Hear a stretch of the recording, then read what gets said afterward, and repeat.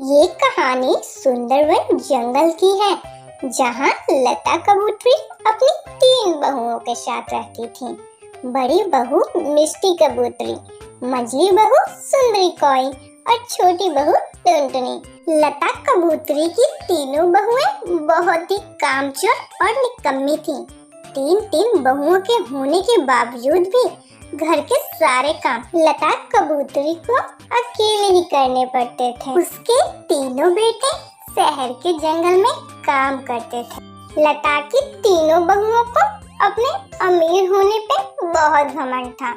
बड़ी बहू मिष्टी दिन भर शॉपिंग करती रहती थी। मंझली बहू को आराम करने से ही फुर्सत नहीं थी और छोटी बहू टुनटुनी मेकअप में व्यस्त रहती थी। उन्हें अपनी सास की तो कोई फिक्र ही नहीं थी। एक दिन सुबह सुबह लता अपनी तीनों बहुओं को आवाज देती है। अरे सुनती हो, मैं मंदिर जा रही हूँ, जरा मेरी पूजा की थाली ला दो। तीनों बहुएं अपनी सास की आवाज को सुनकर भी अनसुना कर देती हैं और कोई भी पूजा की थाली लता कबूतरी को नहीं देता। थक हार कर लता अपने आप थाली लेकर मंदिर चली जाती है।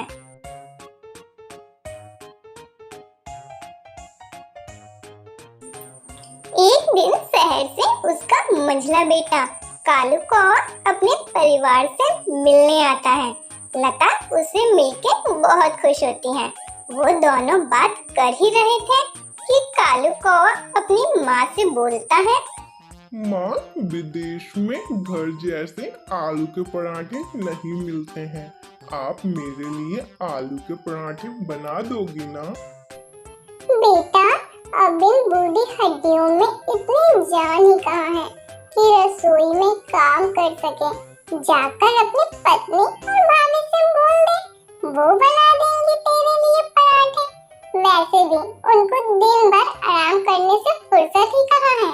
कालू अपनी पत्नी सुंदरी के पास जाकर बोलता है। सुंदरी, जरा आलू के पराठे बना दो, मुझे बहुत तेज भूख लगी है। अजी, मैं दिन भर घर का काम कर करके थक जाती हूँ। तुम्हारे घर वालों ने तो जैसे मुझे नौकरानी ही समझ लिया है। पहले तो सारा घर का काम करो, फिर आपकी माँ की चिक चिक सुनो। भाभी और टुनटुनी को तो देखो, उनसे तो कोई कुछ नहीं कहता है। भाभी दिन भर शॉपिंग करती रहती है और टुनटुनी को तो अपने मेकअप से ही फुर्सत नहीं मिलती और सारा घर का काम मैं अकेले करूं। मुझसे अभी आपके आलू के पराठे नहीं बनेंगे। कालू चुपचाप वहाँ से चला जाता है और रसोई में खुद ही पराठे बना लेता है। ऐसे ही कुछ दिन बीत जाते हैं और कालू अपनी छुट्टी बिताकर काम पर लौट जाता है।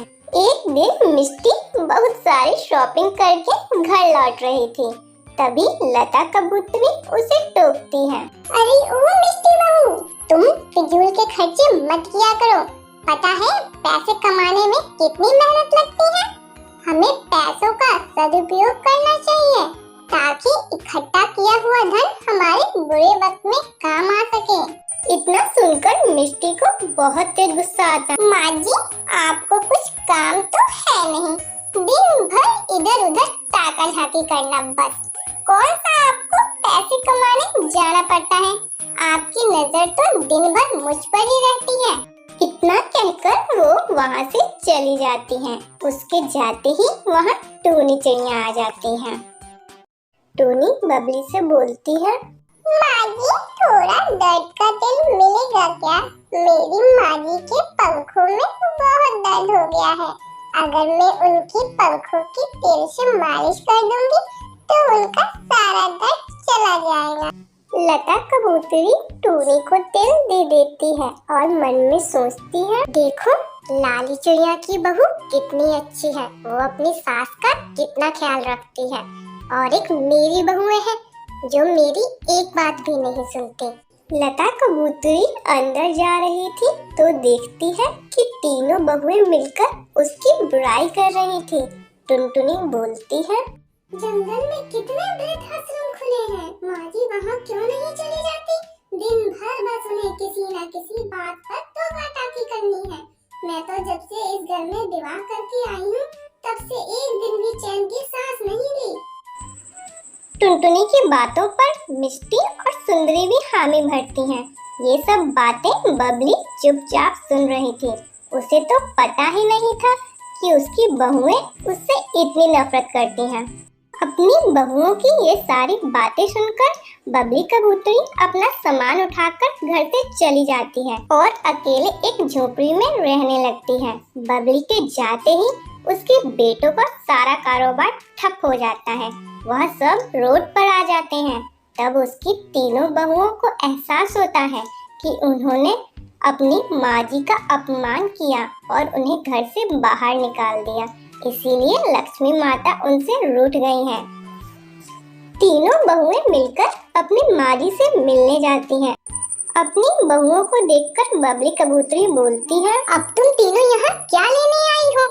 अपना सब कुछ तो मैं छोड़ आई। अब इस बुढ़ापे में भी तुम मुझे चैन से जीने नहीं दोगी। माँ जी, हमको माफ कर दीजिए। हम तीनों आपको लेने आए हैं। आपके जाने के बाद से ही लक्ष्मी माता हमसे रूठ गई है और हम कंगाल हो गए। बबली कबूतरी नरम दिल की थी। वह उन्हें माफ कर देती है और उनके साथ घर चली जाती है और वो सब खुशी खुशी रहने लगते हैं।